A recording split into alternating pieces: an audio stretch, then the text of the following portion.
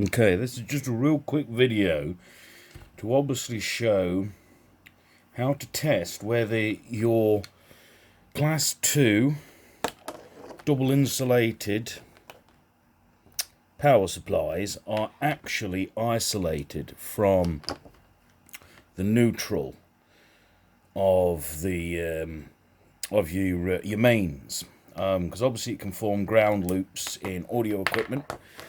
This obviously is from a Boss GT8 guitar pedal. So effectively, this actually is a true Class 2.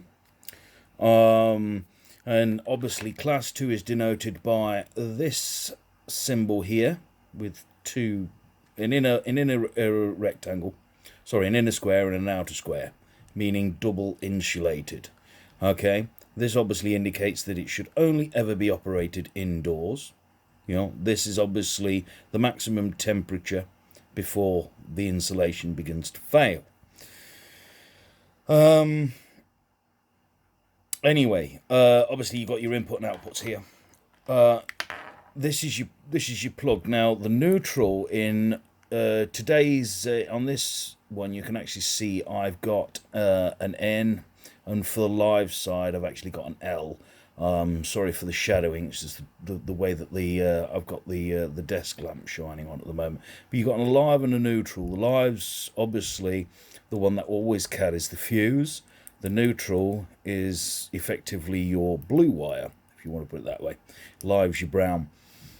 Now, the neutral in electrical installations, particularly in the UK and I suppose across Europe, probably even America, are actually what they call PME, which is a multiple earth.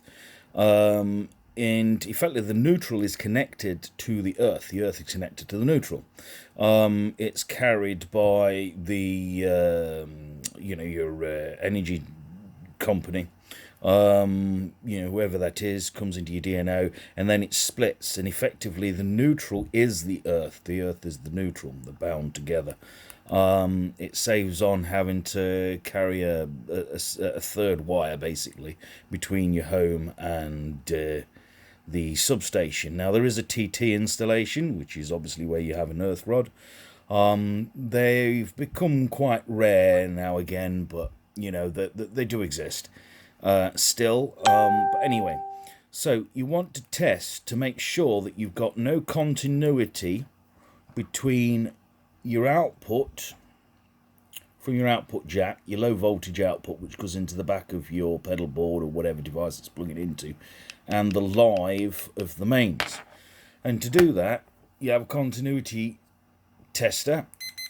As you can see, I cross them together, I get a beep. Okay, what you do, I've got one lead. This isn't polarity conscious, doesn't matter, you can reverse it if you want to.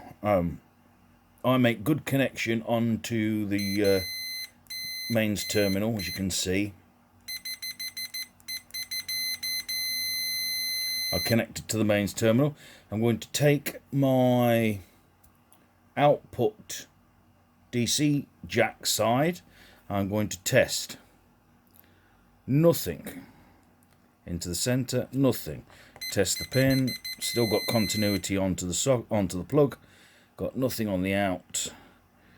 Nothing on there. I know that that's probably the positive. The center point usually is. The center's the positive. Sometimes the outer's the positive. It depends. Different manufacturers, they put them different way around. However, I'd like to check just in case there's one positive, one negative. There's no continuity between the two negative and positive DC outputs of this double insulated class 2 power supply. I'll just check the live just for argument's sake, and yeah, continuity to the pin. So effectively no continuity, so it's isolated. Effectively the mains is isolated from the output. That is a good class 2 audio type power supply brick, if you want to put it that way. Or, people call them a brick because they look like a power supply brick. But effectively, that's how to test it. Now, if you grab, I did have another one around here.